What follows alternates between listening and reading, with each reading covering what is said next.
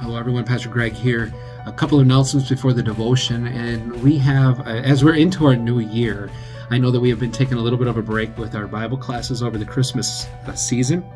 Those Bible classes all resume.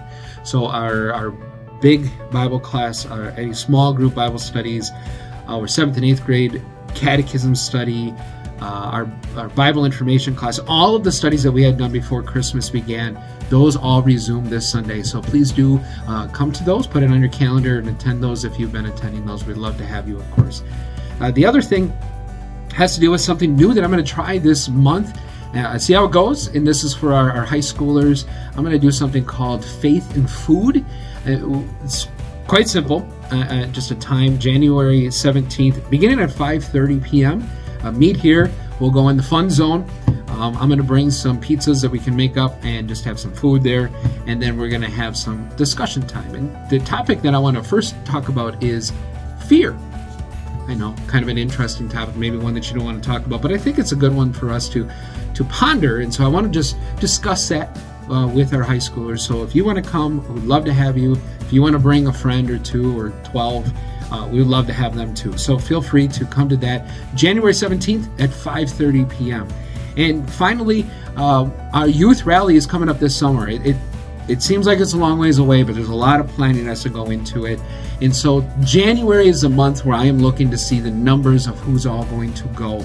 We have a sign-up sheet for those who are going to go, including chaperones. So if you are going to chaperone, love to have you, of course. We need to have those numbers on that sheet so I can tell the people who are in charge of the bus how many people are coming from Faith. So if you could make sure that's done by the end of January, then I can put those numbers in and we'll make sure that you have a seat on a bus. And we are going to start our fundraising for that as well. Our first fundraiser is January 28th. It's after the late service. And we're going to do somewhat of a potluck where all of the participants, the high school students, their families, you are to bring a dish. And you can sign up on the sign-up sheet too. And you would bring a dish, and whatever it may be. It could be a food, it could be a side, it could be drinks. That's what I'm asking you to sign up for, so I know what we all have. And the congregation after the late service will come through and pay tickets to buy your food. So we want to make sure we advertise this well enough so that people come, and I just need your help. So the sign-up sheet is up to see if we can go ahead and make this be a successful event. We are in the new year, as I had already mentioned. As you well know, we are in this new year. With this new year is a lot of different things, right? So you change the calendar. Maybe you're thinking about past mistakes that you have made, and you are glad that you can start new and start fresh. And it's the reason why a lot of people make New Year's resolutions. I don't know if you've made one or not. I forgot to. And a lot of times I think about, why do people not make resolutions? Maybe it's because they feel, why make one? Because I know I'm going to break it anyway. Are you there? Have you made a resolution already this year and you have already broken it? And the sad thing about doing New Year's resolutions is you have 12 months now to wait to make another resolution in order to try to keep that next year. And it just seems to be the same cycle over and over and over. It can be a little depressing. And I think it's the reason why a lot of people, they decide not to make New Year's resolutions, because they are not attainable, or you have failed so often in the past. And I put that into a spiritual realm. Maybe your New Year's resolutions have to do with the spiritual realm. Maybe you were hoping that you could read the Bible more, or you could not do a certain sin anymore, or whatever the resolution may be. And maybe you've already broken those resolutions already, and you feel like a failure. When it comes to God, God doesn't wait for the new year in order to switch the calendar, meaning to wipe away all sins. The beauty about God, the beautiful thing about God, and the way that He loves you and has shown you mercy, is found in the passages I want to read to you. It's from Lamentations chapter 3, and I want to read these verses to you, starting at verse 22. Because of the Lord's great love, we are not consumed, for His compassions never fail. They are new every morning. Great is your faithfulness. What a wonderful passage.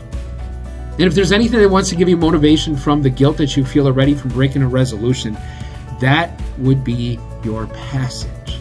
Did you catch what it says? God, because of God's great love, we're not consumed. We're not consumed by his anger, his wrath, his punishment. We're not consumed by that because of his great love for you. And of course, that love is shown in Jesus that we just celebrated with Christmas, sending the Savior for us.